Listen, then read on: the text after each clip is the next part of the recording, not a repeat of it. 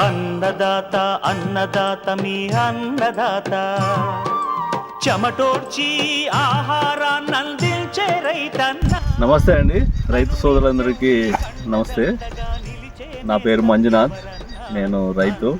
ఇక్కడ అంపాపురం గ్రామము, అనంతపురం దగ్గర, ఆంధ్రప్రదేశ్. ఇది మామిడి తోట. ఇది 3 సంవత్సరాల 3 నెలల చెట్లు ఇవి. సో ఇక్కడ మనము ఈ పచ్చి రొట్టెలుగా ఉండాలని ఈ ఉలువులు, ఇలాగే సద్ద, జొన్న, ఇలాగ రకరకాలుగా విత్తనాలు, 20 రకాల విత్తనాలు వెదజల్లి ఆగస్టు 23 వెదజల్లాము. ఈరోజు అక్టోబర్ 30, అంటే 2 నెలల వారం రోజులు, అంటే దగ్గర 67-68 రోజులు అయింది. సో ఈ రకంగా మనకి ఇప్పుడు 67-28 రోజులకి మనకి ఈ రకంగా 20 రకాల ధాన్యాలు పెరుగుదల ఉంది.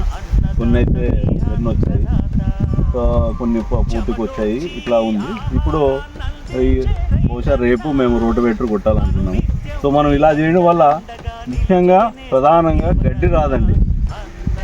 రెండోది, మన భూమిలో సేంద్రియ పదార్థాలు అంటే కర్బన శాతం పెరుగుతుంది. సో ఇలా మూడోది, మనకి ఎలాంటి వానలు వచ్చినా కానీ, పెద్ద వానలు వచ్చినా కానీ నేల అనేది కోతకు గురి కాకుండా ఉంటుంది. చెట్లు కూడా ఈ చెట్లకి ఏమాత్రం మనం కెమికల్ ఫర్టిలైజర్స్ కానీ, కెమికల్ పెస్టిసైడ్స్ కానీ వాడలేదు. సో